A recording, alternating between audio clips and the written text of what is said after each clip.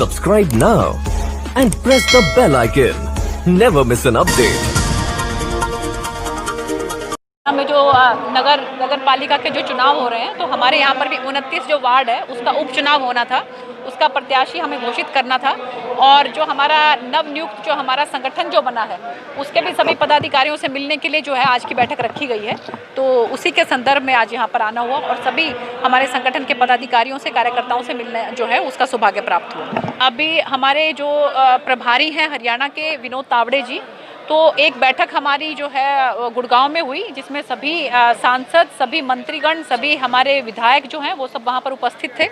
और उसके बाद सभी कुछ सांसद और जो हमारे विधायक हैं वो सब मिलकर जो है आदरणीय कृषि मंत्री श्री नरेंद्र तोमर जी से मिलने गए।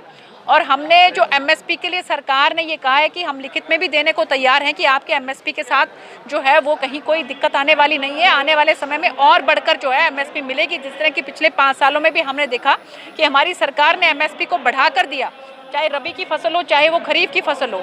तो उसके लिए हम सब ने आदरणीय कृषि मंत्री जी का धन्यवाद किया। और इसके साथ साथ उनसे ये भी आग्रह किया कि हमारे किसान भाई जो हैं वो वार्ता के लिए अगर आते हैं तो जो भी उनकी समस्याएं हैं उसका समाधान करने की कोशिश करें। लेकिन इसके साथ साथ हमने उनको ये भी आगाह किया कि बहुत से इस तरह के असामाजिक तत्व हैं कि जो ये चाहते हैं कि ये गतिरोध खत्म ना हो।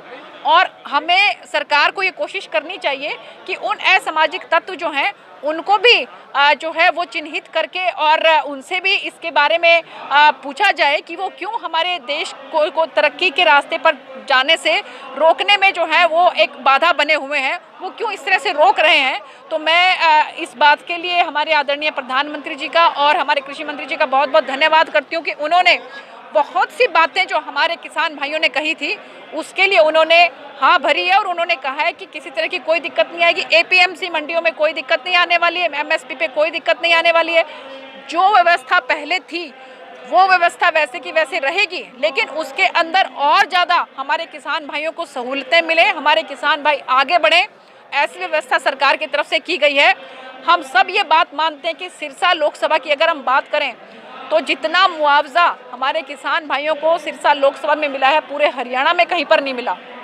किसान निधि योजना में 2-2 हज़ार रुपये के चेक उनके खाते में जमा हुए हैं। 6,000 रुपये हमारे किसान भाइयों के यहाँ पर जमा हुए हैं। आप किसी से भी जाकर रैंडमली आप किसी से भी जाकर किसान भाई से ये बात पूछ सकते हैं।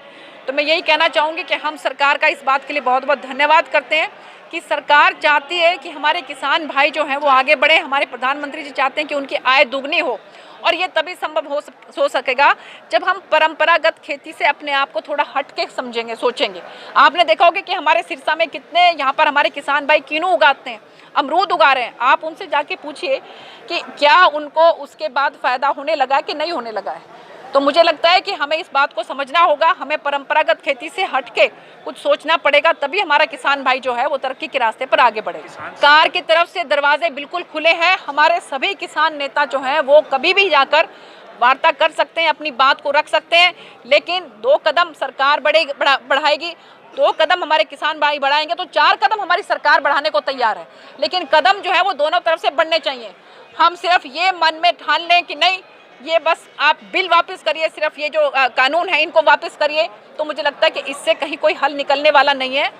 हमारे भाई 2 कदम अगर किसान भाई आगे बढ़ाएंगे तो 4 कदम सरकार आगे बढ़ाने को तैयार है। तो मैं ये देखिए, ऐसा है कि हम ये नहीं कह रहे हैं कि 100% उसके अंदर सामाजिक तत्व हैं। हमारे किसान भाई जो हैं उनको भी किस तरह से जो कुछ ऐसे राजनीतिक पार्टियां हैं जिन्होंने जो अपनी राजनीतिक रोटियां सेक रही हैं, आपने देखा भी होगा वीडियो में भी रोटियां उनकी जल रही हैं, कि इस तरह से वो राजनीतिक रोटियां सेकने का काम कर रहे हैं, जिन्होंने इतने 70 साल तक यहाँ पर राज किया लेकिन किसान भाइयों की कभी कोई चिंता नहीं करी। 2-2 ढाई रुपए के चेक कांग्रेस पार्टी ने, आप सब लोगों को याद होगा, आप लोगों ने खुद ही मीडिया पर बहुत दिखाया था कि ये देखिए इस किसान भाई को 2 रुपये का चेक मिल रहा है, इस किसान भाई को 4 रुपये का चेक मिल रहा है।